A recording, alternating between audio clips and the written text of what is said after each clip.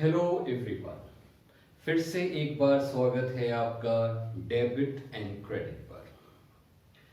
Class 12th की accounting series में पिछली क्लास में हमने शुरुआत की थी कैश फ्लो स्टेटमेंट से।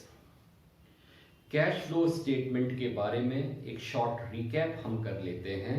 हमने पढ़ा था कैश फ्लो स्टेटमेंट होता क्या है, a statement which explain flow of cash fund, cash नहीं कैश फंड।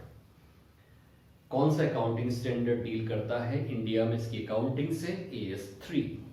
कैश फंड का मतलब क्या होता है? तीन चीजों का total, cash in hand, demand deposit in bank and cash equivalent. Cash equivalents क्या होते हैं? Those highly short term liquid investment where the risk of change in their value is minimum. और वेरी शॉर्ट टर्म का मतलब क्या होता है? Not more than 3 months। अब हम बात करते हैं आगे। अकाउंटिंग स्टैंडर्ड 3 कहता है कि कैश फ्लो स्टेटमेंट को बनाते वक्त उसे इस प्रकार से बनाना चाहिए कि बिजनेस का कैश फ्लो 3 प्रकार की एक्टिविटीज से क्लियरली दिखाया जा सके।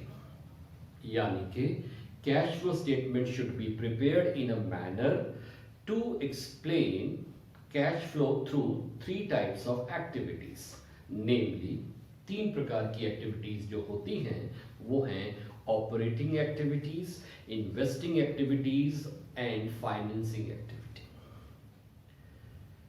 ऑपरेटिंग एक्टिविटीज क्या है? Operating activities are the principal revenue generating activities of an enterprise other than investing in financing activities।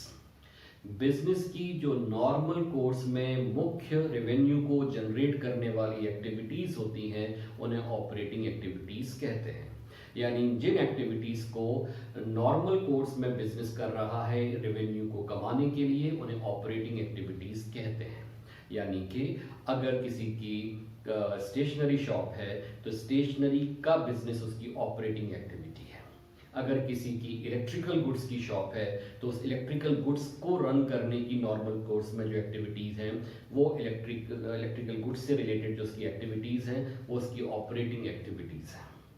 तो जिन एक्टिविटीज़ को कोई भी बिजनेस मेनली करता है, नॉर्मल कोर्स में करता है इनकम को कमाने के लिए, उसे ऑपरेटिंग एक्टिविटीज़ कहते हैं। तो फिर इन्वेस्टिंग एक्टिविटीज़ क्या होती हैं? फिक्स्ड एसेट्स या लॉन्ग टर्म एसेट्स को खरीदना, बेचना और उनसे कोई इनकम को प्राप्त करना, और इन्वेस्टमेंट जो कि कैश फंड में शामिल नहीं है उनसे भी रिलेटेड जो एक्टिविटीज़ होती हैं उनको इन्वेस्टिंग एक्टिविटीज़ कहते हैं। Activities associated with acquisition and disposal of long-term assets and investments not included in cash equivalent are covered under the investing activities। और बिजनेस के लिए फाइनेंस को रेज करना, उसका रीपेमेंट करना, उसकी सर्विसिंग करना comes in the category of financing activities. तो मान लेते हैं कि एक बिजनेसमैन ने एक स्टेशनरी की शॉप खोली है, तो उस शॉप में रखा हुआ स्टेशनरी का स्टॉक, स्टाफ की सैलरी, बिजली का बिल, रेंट, अगर उसकी शॉप ओन्ड नहीं है तो ये सब क्या है? ये उसकी ऑपरेटिंग एक्टिविटीज है। लेकिन अगर उस शॉप को रन करने के लिए उन्होंने बैंक से लोन लिया है तो फाइनेंसिंग एक्टिविटी है। और अगर उन्होंने जो फर्नीचर लगाया है अपनी शॉप में या एयर कंडीशनर लगाया है अपनी शॉप में तो वो कहलाती हैं उनकी इन्वेस्टिंग एक्टिविटी।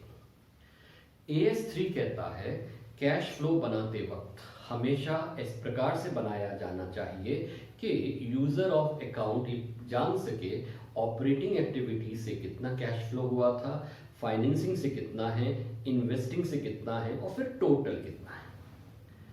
और ये क्लासिफिकेशन डिपेंड करता है कि बिजनेस का नेचर क्या है। एक नॉन फाइनेंशियल बिजनेस के लिए एक अलग क्लासिफिकेशन हो जाता है और एक फाइनेंशियल बिजनेस के लिए क्लासिफिकेशन कुछ और हो जाता है। तो कैश फ्लो बनाते वक्त हमें ध्यान रखना है कि कैश फ्लो 3 प्रकार की एक्टिविटीज से निकाला जाएगा: operating activities, investing activities and financing activities. इस वीडियो में इतना ही, मिलते हैं अगली क्लास में।